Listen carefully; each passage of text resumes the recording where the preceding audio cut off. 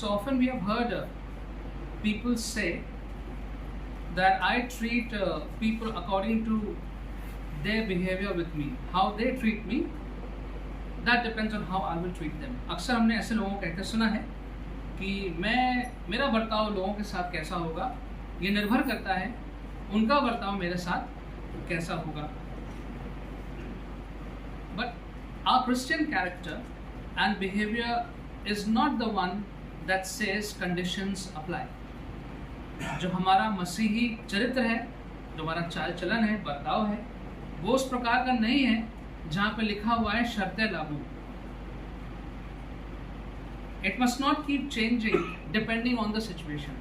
अलग अलग परिस्थितियों के अनुसार हमारा बर्ताव, हमारा चाल चलन बदलना नहीं चाहिए. And no matter what we are going through, which situation we are going through, we are required to have a consistent lifestyle, the kind that pleases God.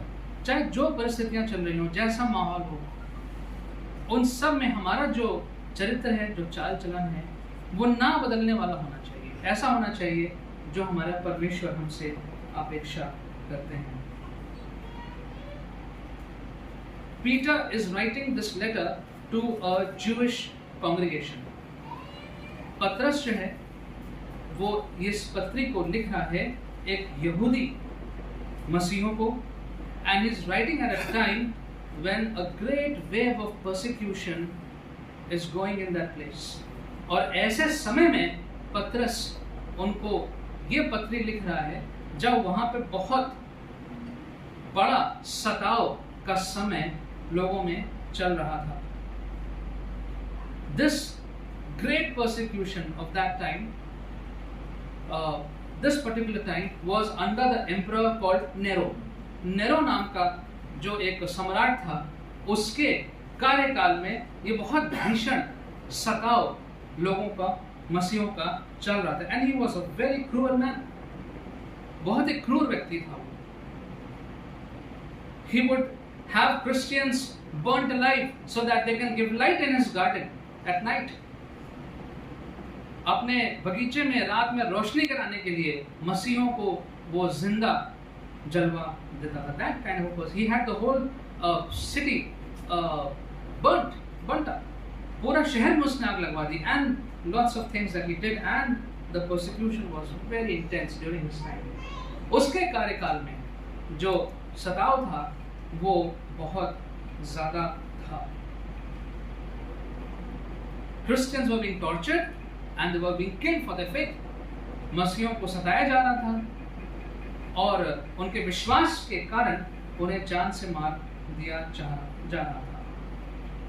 And under such circumstances, the human nature is prone to become hard, offensive, and filled with hate.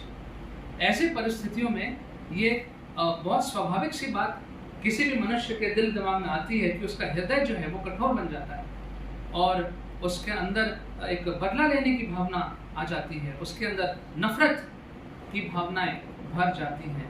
ऐसी अपमानजनक परिस्थिति में किसी भी व्यक्ति के दिल में ऐसी भावनाएं जो हैं वो बदल सकती हैं. And so Peter is writing this letter to encourage his readers to endure suffering and persecution.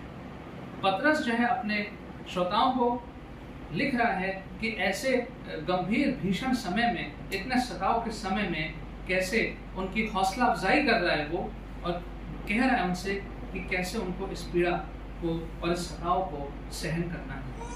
Now when this letter was read to us, and I'm sure we have read it so many times personally, we are sitting in the comfort of our homes, or when it was read today by Sister Beverly, we were sitting in the air condition, and yes, nice, what Peter says, we should do this, we should know that. Now, but when the same things are said to someone who are in such intense persecution, it has a different meaning altogether. जब ये बात हमने अभी पढ़ी, हमसे कही गई, तो शायद इसका इतना असर नहीं पड़ेगा क्योंकि हम आराम से यहाँ बैठे हुए हैं, सुरक्षित हैं, एसी में बैठे हुए हैं. लेकिन जब यही बात पतरस ने उन लोगों को कही जो इतने सताव में थे, जिनके अगले क्षण वो जिंदा होंगे कि नहीं ये भी पता नहीं था, तो उनके लिए ये पत्री, ये शब्द बहुत ही महत्वपूर्ण शब्द थे, बहुत ही गंभीर समस्या उनके लिए थी।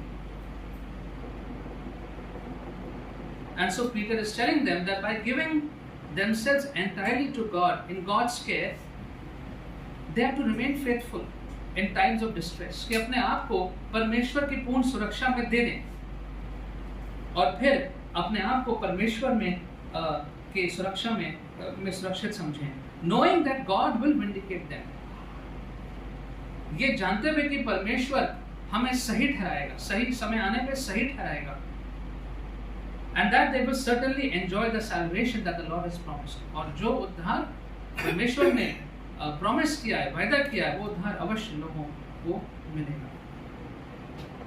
And there are today so many ways in which the Asian Christians can identify themselves with similar circumstances. Asia Minor was the place where this was happening. हमारे जो प्रांत है, पूरा हमारे प्रांत की बहुत से ऐसी जगहें हैं जहाँ के मसीह इन परिस्थितियों से को समझ सकते हैं। I was reading yesterday, India right now is standing on the 10th position for persecution against Christians and minorities. 10वें स्थान पे है। Well, there are worse countries. I didn't dare to read and find out which ones those are, but 10 is enough. And we all are aware of the circumstances in our country. It's a bad time for Christians and minorities. हमारे अपने देश में ये हर जगह है, अखबारों में है, खबरों में है, कोई छुपी हुई बात नहीं है कि अल्पसंख्यकों के लिए, ईसाइयों के लिए बहुत ही कठिन समय चल रहा है। मणिपुर में क्या हो रहा है, यूपी में क्या हो रहा है, हर जगह पे क्या हो रहा है, आप सब जानते हैं, पढ़ते हैं। And it's a very difficult time. And so we can have some idea what persecution must be going on at that time. And then when Peter writes this, I am very hopeful that it will help us this morning, even us who are going through a very difficult time as a whole, as a country. कि पतरस जो ये लोगों को लिखता है, हम भी ऐसे परिस्थितियों में हैं जहाँ पर हम भी ऐसे सताव को महसूस कर सकते हैं। शायद हमारे साथ प्रत्यक्ष रूप में ना हुआ हो, लेकिन हम किसी को जानते हैं, हमने जाके कहीं पे देखा है, हमने पढ़ा है। And definitely we are praying for all such people every Thursday and every Saturday and on Sundays. हम प्रार्थना कर रहे हैं ऐसे लोगों के लिए। हो सकता है हम ऐसी परिस्थिति में अभी ना पहुंचे हों, लेकिन हम महसूस कर सकते हैं, we can feel it, हम महसूस कर सकते हैं कि पतरस ने जो लिखा है, तो वो जो लिखा है हमारे लिए लिखा है, आज हम अपनी परिस्थितियों में इसके बारे में सोच सकते हैं। So we are going through the similar time of widespread persecution. ये फैल रहा है एक बीमारी की तरह, और मसीहों को ढूंढ ढूंढ के उनको सताव उनके साथ कराया जा रहा है। False charges are being put on Christians. झूठे उन पे इल्जामात लगाए जा रहे हैं। And there are also systematic plans are being made to boycott Christians. And these are on record. It's on video. They are there. पूर्ण रूप से तैयारियां भी हो रही हैं कि कैसे मसीहों को अलग कर दिया जाए, उनको बिल्कुल बहिष्कार कर दिया जाए। So be it discrimination, या तो उनके साथ भेदभाव किया जाए, be it violence, उनके साथ हिंसा करी जाए, be it injustice, उनके साथ अन्याय किया जाए, and often we experience all of them together. I think that time has come, जब ये सारी बातें हमें इकट्ठा कहीं ना कहीं हम उसको अनुभव कर रहे हैं। It's all in the newspapers, it's all in public record. There is nothing, no secret information to be withheld. ये अखबारों में है, ये रिकॉर्ड्स में है, कोई इसमें छुपने वाली बात नहीं। But in the midst of all this, that's the important thing. In the midst of all this, the Bible is encouraging us to continue to live the right way.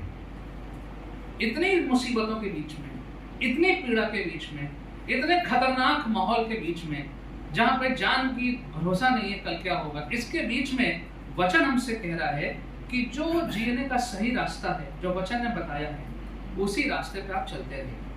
Don't let your heart and mind keep changing as the situations change. जैसे परिस्थितियां बदल रही हैं, तो आप भी अपने परिस्थितियों को, अपने विचारों को, अपने कार्यों को वैसे मत बदलिए। And so if we look at verse 8, which was read, And verse 8, Peter says, finally all of you live in harmony with one another, be sympathetic, love as brothers, be compassionate and humble. Hindi में कोई सहायता कर देगा इसमें? निदान सबके सब एक मन और कृपा में और भाईचारे की प्रीति रखने वाले और करुणामय और विनम्र बने. And so here are some qualities which a Christian must inculcate, even though when he or she is going through difficult times such as these. इन मुश्किल परिस्थितियों में से हम गुजर रहे हैं, लेकिन फिर भी वचन हमको बताता है कि कौन से ऐसे गुण हैं जिन्हें हमें बराबर बना के रखना चाहिए, और ऐसा ना हो कि इन खराब परिस्थितियों में हमारे ये गुण जो हैं वो किसी और चीज में बदल जाएं. And the first thing that I would take up is harmony, सद्भाव. Harmony in living together, harmony in pursuing the same goals. When the Greek word was used over here, harmophronis, जो शब्द यहाँ पे यूज हुआ है यूनानी भाषा में, that means thinking the same things. एक ही प्रकार से सोचना. And in today's time, the issue is, one of the issues is that we have so much of information, variety of information because of the internet. It has become harder for Christians to think together, to agree with one another, as compared to the past. आज internet के समय में और इतनी सूचनाएं हमारे पास आती रहती हैं अलग अलग प्रांतों से, अलग अलग लोगों की, अलग अलग प्रचारकों की, विचारधाराओं की, कि मसीहों के लिए इतना मुश्किल हो गया है कि आपस में एक विचार करके एक मन होकर नहीं रह पा रहे हैं. बहुत मुश्किल हो गया. But a level of agreement and solidarity is necessary if we are to work and worship together. अगर हमें साथ में आराधना करनी है, साथ में कार्य करना है, तो साथ में रहना और एक दूसरे से सहमत होना और वचन के आधार पर सहमत होकर रहना बहुत आवश्यक है, so that we can enjoy the real fellowship as a community. So that would be the first goal in this context, to continue to find harmony with each other. एक दूसरे के साथ हम कैसे सद्भाव के साथ रह सकते हैं. Based on the same verse, the second thing would be sympathy. To have sympathy with each other. एक दूसरे के साथ सहानुभूति हम रखें. The truth is that as days are going by, we are becoming more and more heartless. हम धीरे धीरे अपनी संवेदनाओं को खोते जा रहे हैं. And we are saying it's okay, अब क्या कर सकते हैं, सभी के साथ होता है. We are becoming more and more heartless. More and more apathy is setting in. हम दूसरे के प्रति संवेदनशील नहीं हैं. किसकी क्या परेशानियां हैं हम सुनते हैं और उसको हम नजरअंदाज कर देते हैं. But here is what Peter is saying: be sympathetic with each other. Everybody is fighting a battle. Everybody is going through some problem. It may be seen, it may be unseen. हो सकता है उसका जो युद्ध है वो मानसिक युद्ध है, उसके कार्य क्षेत्र में युद्ध है, हो सकता है दिखे कभी ना दिखे. Be sympathetic with each other. एक दूसरे के साथ सहानुभूति बना के रखिए. Identify with the feeling of others, including their pain and joy, both. खुशियों में भी और लोगों के गम में भी. Selfishness is a barrier to genuine sympathy. हम जब स्वार्थी बन जाते हैं तो एक दूसरे के प्रति सहानुभूति अपनी खो देते हैं. If you look at the miracles of Jesus, जितने भी आश्चर्य कर्म यीशु ने किए, compassion was the motive for most of the healing miracles of Jesus. जितने भी यीशु ने चंगाई वाले आश्चर्य कर्म किए, उसके पीछे एक ही कारण था, वो था दया और करुणा. He had sympathy towards the people who came. He couldn't let them just go back like this. He just had to heal them at that point. यीशु के दिल में इतनी करुणा भरी थी कि जब लोग उसके पास आए तो उस करुणा दया के कारण और उस सहानुभूति के कारण उसने उन लोगों को चंगाई दी. And Jesus was a compassionate person. We know that. And as his followers, we are also called to be compassionate with one another. यीशु मसीह सहानुभूति से भरे हुए व्यक्ति थे और हमसे भी अपेक्षा है कि हम भी एक दूसरे से सहानुभूति से बातचीत करें. It is too easy to be satisfied with sentimentalism, which feels a moment's comfortable sorrow and which does nothing about it. We get sentimental, अरे ये तो बहुत बुरा हुआ इनके साथ, ओहो ऐसे हो गया, अब क्या कर सकते हैं, and then we move on, we do nothing, हम फिर कुछ नहीं करते हैं उसके लिए. So compassion moves more than our emotions, it moves us to actions. अगर हमसे कहा जा रहा है, वचन कह रहा है कि सहानुभूति रखिए, तो सिर्फ शब्दों में नहीं, लेकिन अपने कार्यों में भी हम उस सहानुभूति को दिखाएं. Continuing with verse 8, the third goal that we can set is just to be loving, seeing and treating each others as brothers and sisters. एक दूसरे को भाई और बहन के रूप में हम प्रेम करें, उस दृष्टि से देखें. This is what Jesus said. Love one another. John 13:34. That's what he told his disciples. Love one another. एक दूसरे से प्रेम करो. Another point which we can learn from verse 8 itself is compassion, which you've seen already. And one more would be humility. That is vinamrata. Now, humility was regarded as a sign of weakness and shame in the Greco-Roman world. जो उस वक्त का जो संसार था, Roman और यूनानी, वहां पर अगर कोई व्यक्ति जो है वो विनम्र है, तो ये उसकी कमजोरी माना जाता था. Yet genuine humility is an important quality of a child of God. कोई भी परमेश्वर का जो संतान है, उसके अंदर ये विनम्रता होनी चाहिए. We are to recognize our dependence on God and not rely on our own strengths and our own honor. हम कितने इज्जतदार हैं, हमारे अंदर कितनी क्षमता है, उस पे निर्भर ना करके परमेश्वर पे निर्भर रहना आवश्यक. ये कुछ बातें हमने केवल 8वें पद से हम सीख सकते हैं. अगर हम पतरस की बात करें तो Peter developed these qualities of compassion and humility the hard way. He didn't have this from the beginning. अगर हम पतरस के जीवन को देखें तो इस प्रकार से सहानुभूति रखना और सद्भावना से भरा होना और विनम्रता पतरस के जीवन में शुरू से नहीं थी. ये उसने धीरे धीरे बाद में सीखी है. In his early days with Jesus, these attitudes did not come naturally to Peter. जो पतरस के शुरुआती दिन थे, तो ये विनम्रता और ऐसा स्वभाव और ये सब पतरस में एकदम शुरुआती दिनों में नहीं आया था.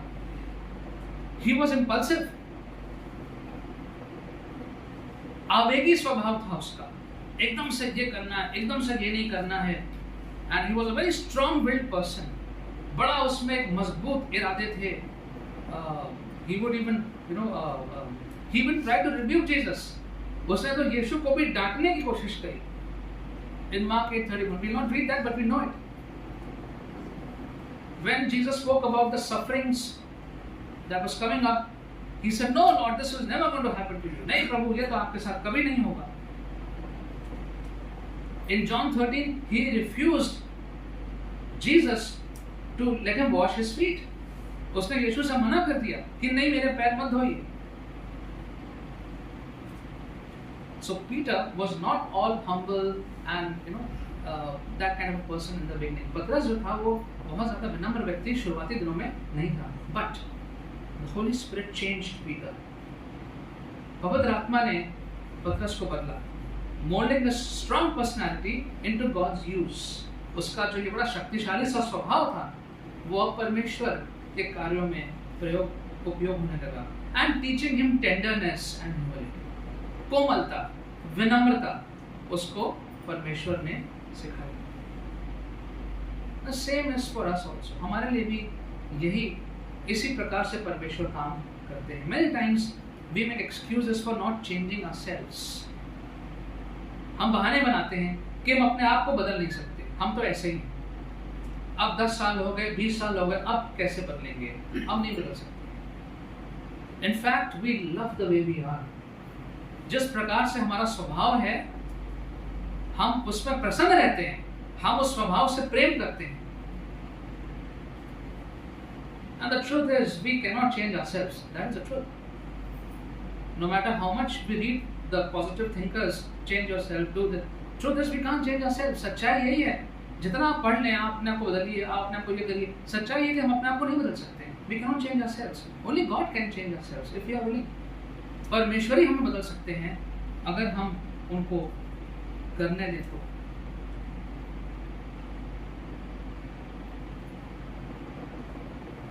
In Ezekiel 36, 26 to 27, I'll just read that. I will give you a new heart and put a new spirit in you, God says. I will remove from you your heart of stone and give you a heart of flesh. And I will put my spirit in you and move you to follow my decrees and be careful to keep my laws. Ezekiel 36, 26, 27 Hindi में पढ़ सकते हैं. Ezekiel 36,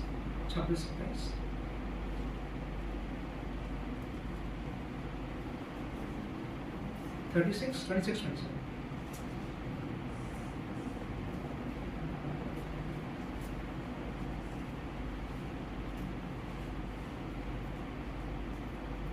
मैं तुमको नया मन दूंगा और तुम्हारे भीतर नई आत्मा उत्पन्न दूंगा और तुम्हारी देह में से पत्थर का हृदय निकालकर तुमको मांस का हृदय दूंगा.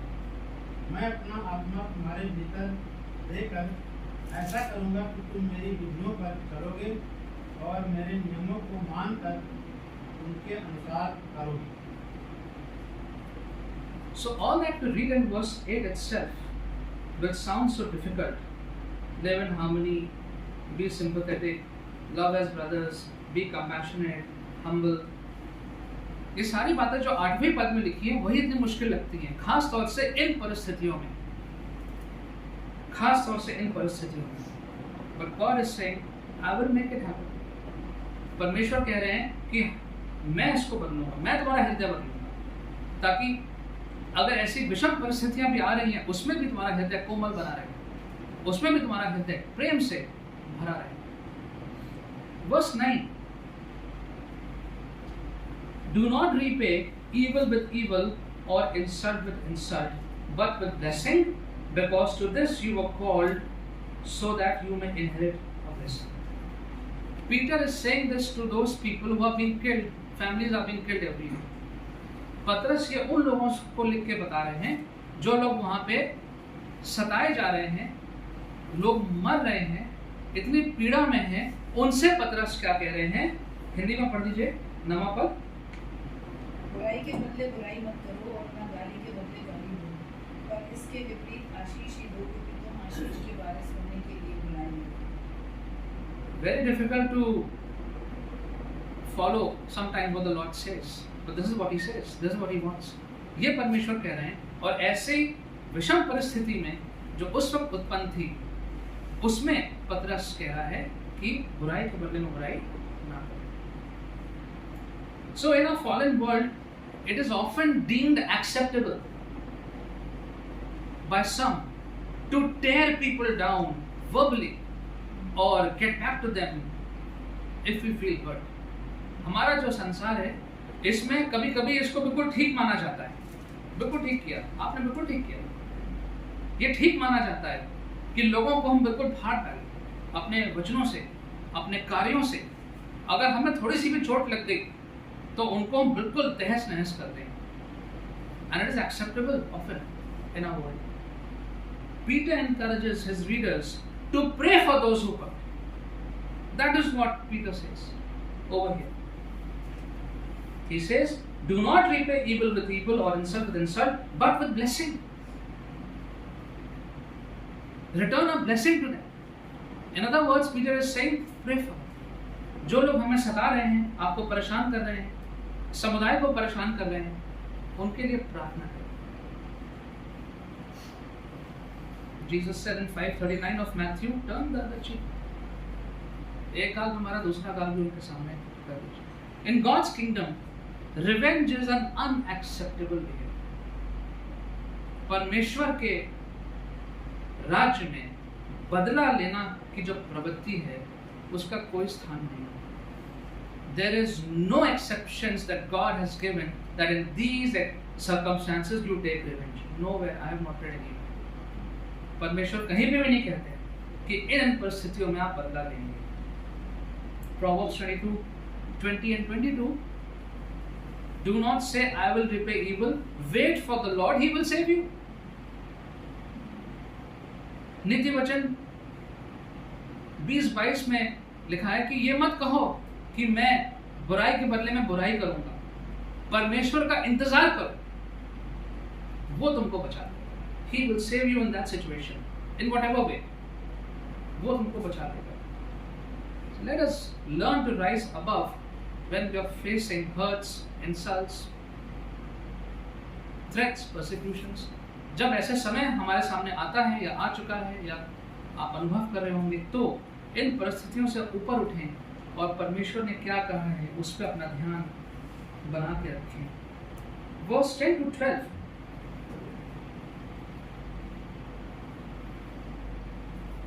For whoever would love life and seek good days must keep his tongue from evil and his lips from deceitful speech. He must turn from evil and do good, and he must seek peace and pursue it. For the eyes of the Lord are on the righteous, and his ears are attentive to their prayer. But the face of the Lord is against those who do evil. Hindi में. क्योंकि जो कोई जीवन की इच्छा रखता है और अच्छे दिन देखना चाहता है, वो अपनी जीभ को बुराई से और अपने होठों को छल की बातों करने से रोके रहे. वे बुराई का साथ छोड़े और भलाई ही करे, वे मेल मिलाप के फंदे और उसमें यत्न नहीं करे. क्योंकि प्रभु की आंखें धर्मियों पर लगी रहती हैं, उसके कान जो उनकी की ओर लगे रहते हैं, परंतु प्रभु बुराई करने वालों की विरुद्ध रहते हैं. The Lord is saying, I want to bless you. परमेश्वर कह रहे हैं मैं तुमको आशीषित करना चाहता हूं. But this is what you need to do. Keep your tongue from evil. Stay away from backbiting. Stay away from bad mouthing. Stay away from gossip. That's what the Lord is saying. अपने आप को बुराई से दूर रखो. एक दूसरे के पीठ पीछे बात करना, उल्टा सीधा बोलना, झूठ बोलना, अफवाह फैलाना, इससे दूर रहो. The Lord is saying, keep your lips from deceitful speech. Flowery language. Have you heard people using flowery language? बहुत adjectives लगा के कहते हैं ना किसी की खुशामद करना उर्दू में. So use those nice words that please people. Flowery language. It's deceit. The Lord is saying. Hypocrisy. दोगलापन. So here the Lord is saying that you need to keep your lips away from all these things. Then the blessing is going to come your way. Remember, Peter is writing this to a church that is being under severe persecution. So even if you are under persecution, Peter is saying, don't change your direction.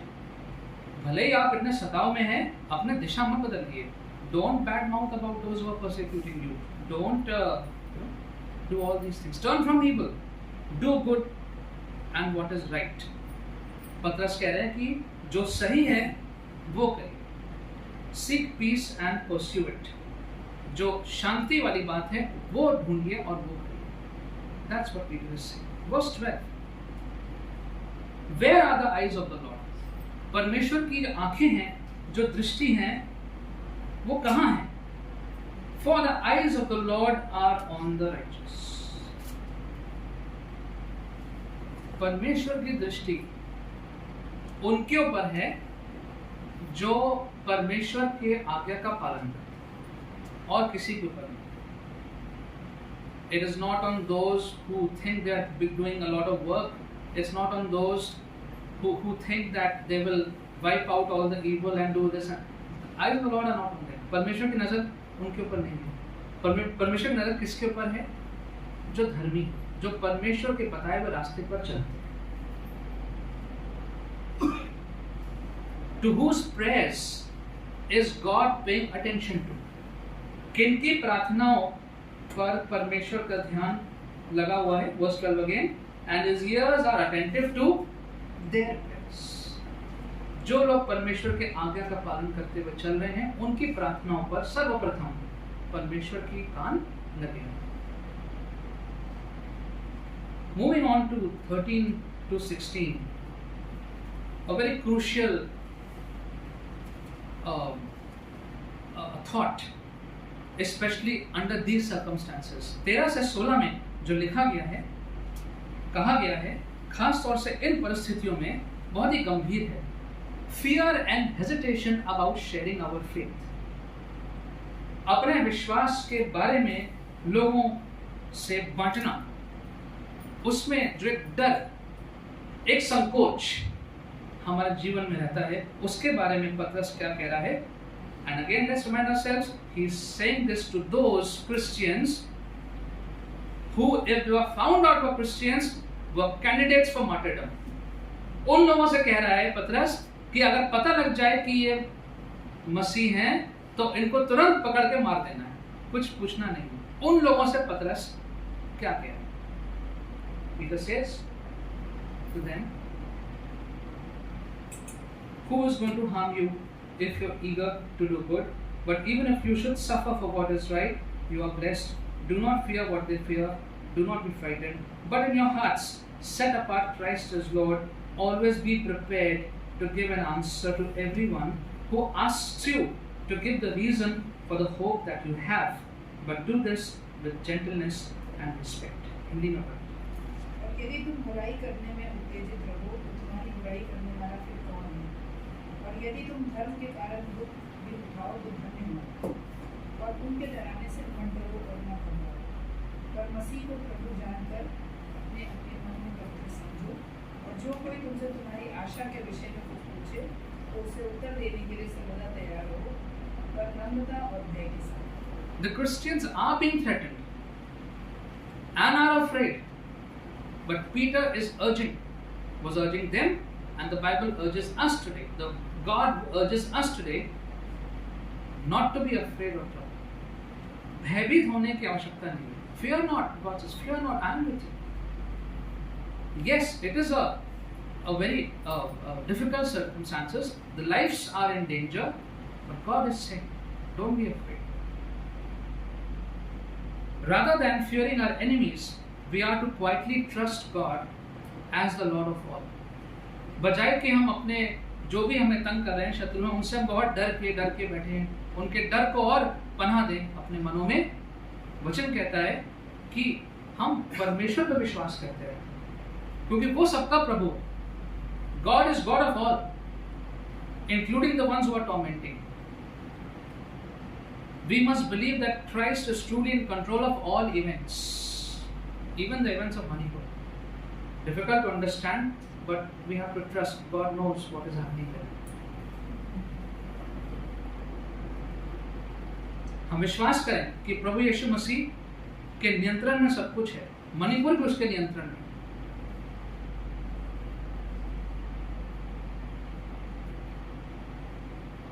When He rules our thoughts and emotions, we cannot be shaken by anything our enemies will do.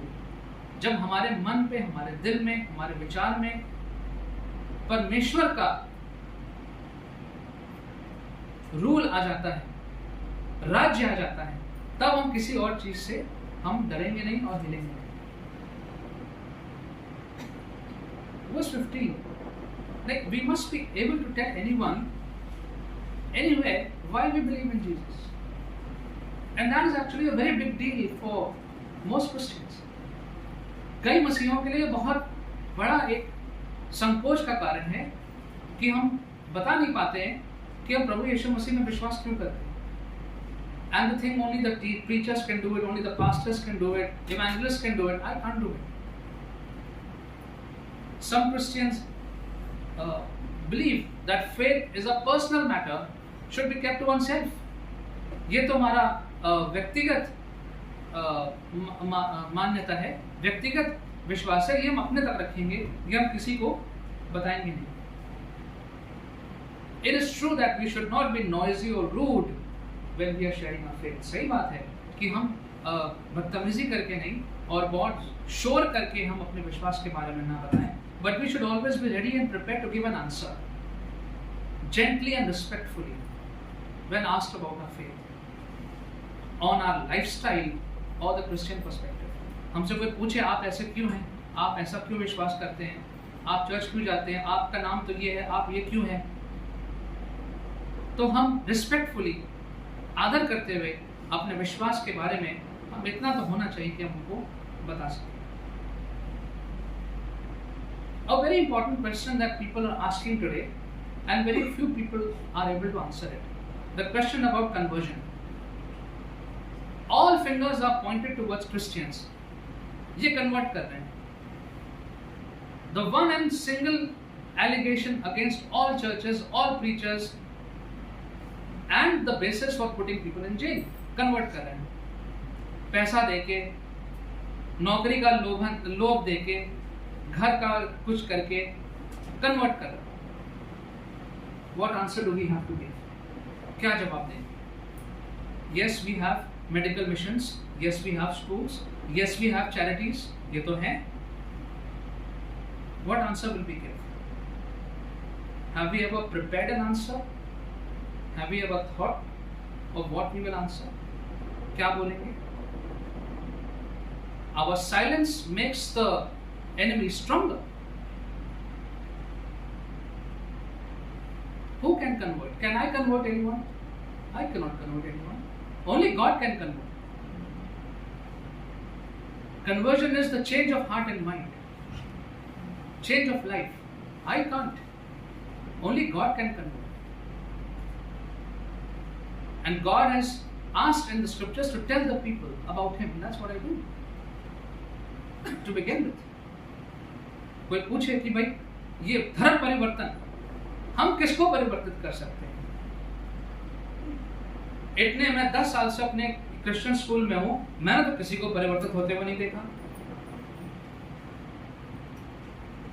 इतने teachers हैं, बच्चे हैं, वो आते हैं, prayer प्रार्थनाएं होती हैं, सारे फंक्शन, मैंने तो किसी को नहीं देखा परिवर्तित होते हुए।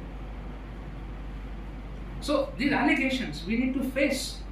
We need to be ready to face. हमसे पूछा जाएगा, अब और पूछा जाएगा। And then the fact is, क्या मिलेगा हमें?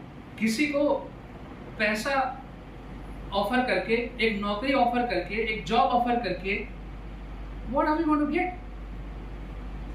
क्या मिलेगा हमें? Nothing. If we were like 40-50%, then maybe some political or we could have gained something. We are 3-4%. What are we going to get? Nothing. All I'm trying to say is, let's be prepared for facing these answers, questions. And now they have to come more and more. They are coming. रोज आते हैं, कहीं ना कहीं से आते हैं. This conversion is coming again and again, and we have to be ready to face the question and give an answer, a biblical answer. धर्म परिवर्तन की बात आती है, तो हम इसका जवाब तैयार रखें. Our silence is not going to help. हमारी खामोशी इसमें सहायता नहीं करेगी. And so as we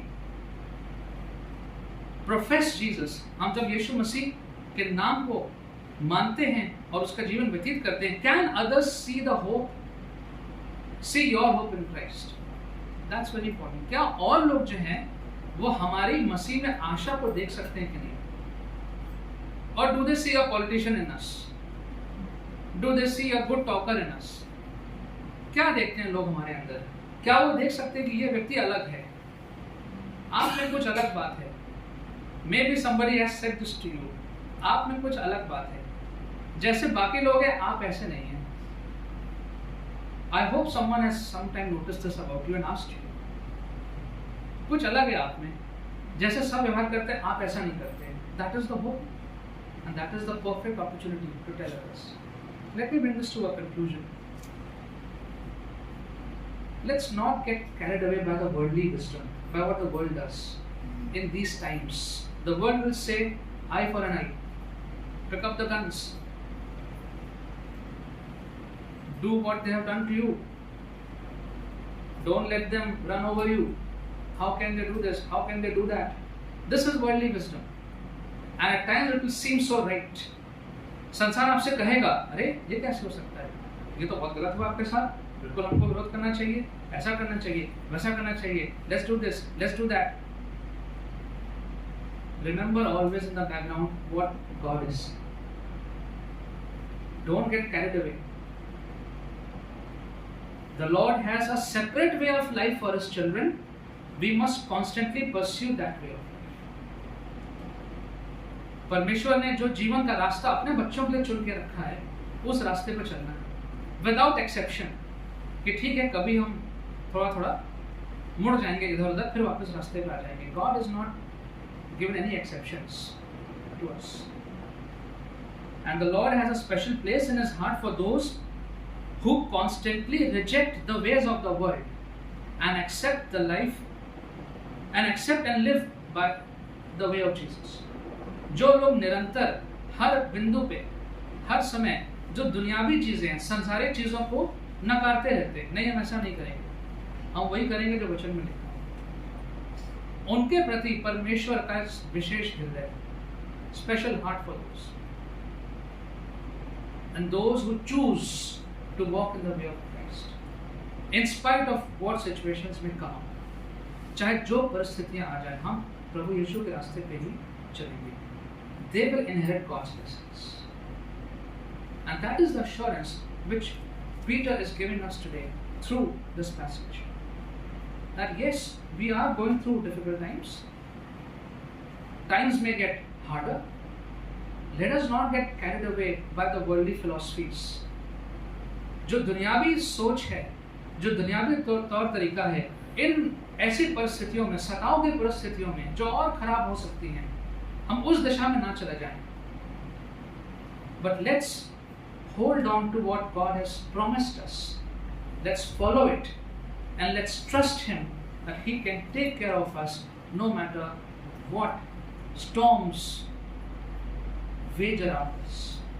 हम भरोसा करते हैं परमेश्वर पे कि चाहे जो परिस्थिति आ जाए, चाहे जैसे तूफान हमारे चारों तरफ आ जाए, हम परमेश्वर पर हमारा भरोसा है, हमारा परमेश्वर हमें उस तूफान से निकाल के लेके जाएगा. Let's pray. Father, we thank you that your word is indeed a light unto our paths, especially when there is so much of darkness around us. परमेश्वर, जब इतना अंधकार हमारे जीवन में कभी कभी आ जाता है चारों तरफ, आपका वचन ज्योति का कार्य करता है. This morning, Lord, we thank you that you have shown us the light, especially in the difficult times that we are living and that we are heading into. परमेश्वर, जो एक मुश्किल समय में हम जी रहे हैं और जो मुश्किल समय और आने वाला है, परमेश्वर आपके वचन ने आज हमें फिर से वो ज्योति को दिखाया. Help us, Lord, to remain kind and compassionate, loving and caring towards everyone. परमेश्वर, हम लोगों से प्रेम करने वाले, करुणा दया से भरे, दया कृपा करने वाले, सबके प्रति हमारे अंदर परमेश्वर वो हृदय बना रहे. Help us, Lord, not to repay evil for evil. बुराई के बदले में बुराई परमेश्वर हम किसी को ना दें. Help us, Lord, to continue to keep looking at you, that our lips will not utter any deceit. हमारे मुंह से कोई धोखे की बात ना निकले, हमारे मुंह से अपने सताने वालों के लिए अपशब्द ना निकले, हम उनके लिए प्रार्थना करें. Help us, Lord, that we will be able to pray for those who are hurting. We continue to pray for our brothers and sisters who are suffering intense persecution right now. हमारे भाई बहन जो इस वक्त बहुत बुरे सताव में हैं, हम एक बार फिर से उनको आपके सामने रख देते हैं. And Lord, it's our prayer that you keep holding their hand and work them out through that difficult circumstances. इस बुरे समय में, सताव के समय में उनका हाथ पकड़ के परमेश्वर आप उनको उन परिस्थितियों से बाहर निकालिए। Help those families, those pastors, evangelists, and all of them who are facing such hostility in their places. इतना विरोध का सामना जो कर रहे हैं परमेश्वर, हमारी प्रार्थना है परमेश्वर कि आप उन पर अपना अनुग्रह कीजिए। Help us Lord to be ready to give an answer for the faith we have in you. हमेशा हम तैयार हैं परमेश्वर बताने के लिए कि हम आप पर विश्वास क्यों करते हैं। Thank you, Lord Jesus. Thank you for enlightening us this morning. In Jesus' name we pray.